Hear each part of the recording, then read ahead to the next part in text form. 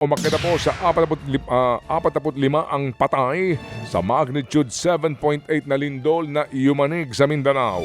Sa record nga po ng mga otoridad, nasa higit na 630 pa rin ang sinasabing sugatan. Sa ngayon patuloy pa rin ang search, rescue and retrieval operations sa ilang gumuhong gusali at maging sa mga nawawala. Kahapon nga po'y dumalaw si Pangulong Marcos Jr. sa General Santos City para tignan ang epekto ng lindol. Pinapauna niya ang structural assessment sa mga ospital at health facilities. Namahagi rin po siya ng ayuda sa mga apektado po ng lindol at naglaan po ng 100 milyong piso para po maayos ang nasirang City Hall ng Jensan. Dumalaw din po sa lungsod kahapon si Vice President Sara Duterte pero hindi sila nagkita ng Pangulo. Nakiramay siya sa mga pamilya po ng ilang mga namatay. Target ho naman daw ng DOTR na maibalik na ang operasyon ng Jensan Airport sa mga darating na araw pero kinakailangan daw muna ng 150 milyong pesos para nga daw maayos po ang pinsala ng lindol sa naturang paliparan. Samantala, posibleng konektado daw ang tinaguriang 18 Maleta Boy sa armadong grupo na pinangangambahang nagbabanta sa Senado. Ayon po kay Acting Senate President Win Gatchalian, mismong si NBI Director Attorney Melvin Matibag ang nagbigay sa kanila ng nasabing impormasyon sa consultative meeting ng Senate Blue Ribbon Committee.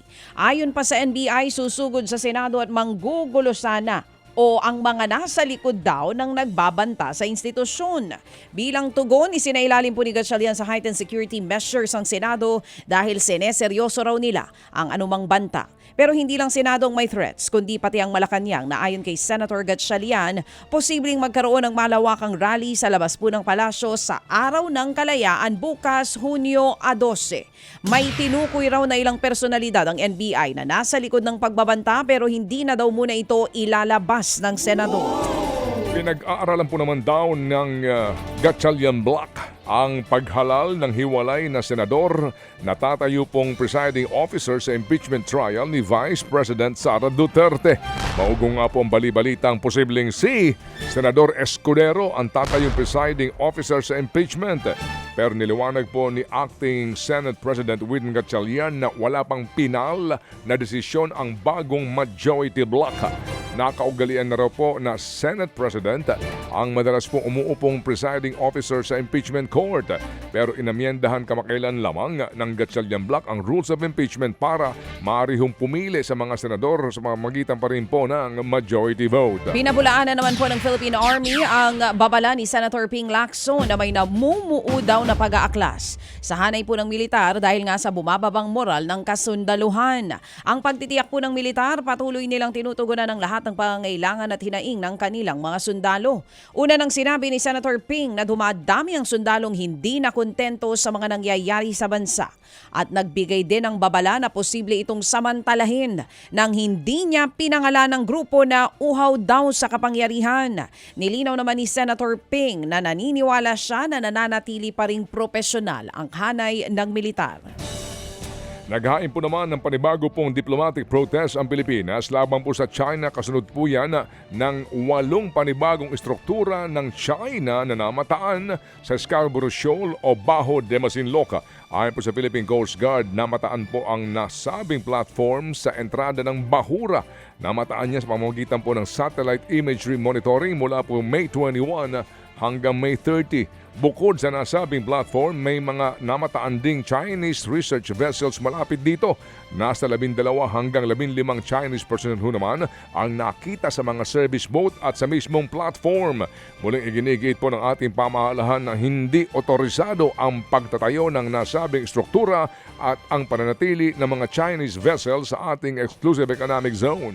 Sa iba pang balita, nilinaw po ng Aurora Police na walang weights o kahit anong pabigat na suot sina Rene Baterbonia Divina Dili. Nakabase po ang impormasyong ito sa mga salaysay ng rumesponding kawani ng MDRRMO, mga kapulisan at lifeguard ng resort. Taliwas po ito sa kumakalat na impormasyon na online na may suot daw na weights ang dalawa kaya nalunod ang mga ito. Base sa medico-legal, asphyxia by drowning ang ikinamatay ni Baterbonia at Adili. 4 daw silang magkakasama sa dagat ng mangyaring insidente pero 2 lamang ang nagligtas o nailigtas. Inabot din daw ng 40 minuto bago nahanap ang dalawa. Sa salaysay naman po ng pamunuan ng resort, halos 300 metro raw ang layo ng mga ito mula sa resort nang mangyari ang trahedya. Nauna namang sinabi ng Aurora Police na walang foul play sa pagkamatay ng dalawang atleta.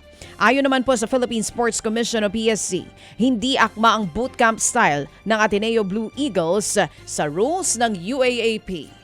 Mga kapatid, patuloy po kayong tumutok sa 105.9 True FM para sa totoong balita, impormasyon, music and entertainment. Mag-subscribe sa aming YouTube channel at podcast at sundan nyo kami sa Facebook, Instagram, X at TikTok sa True Network PH.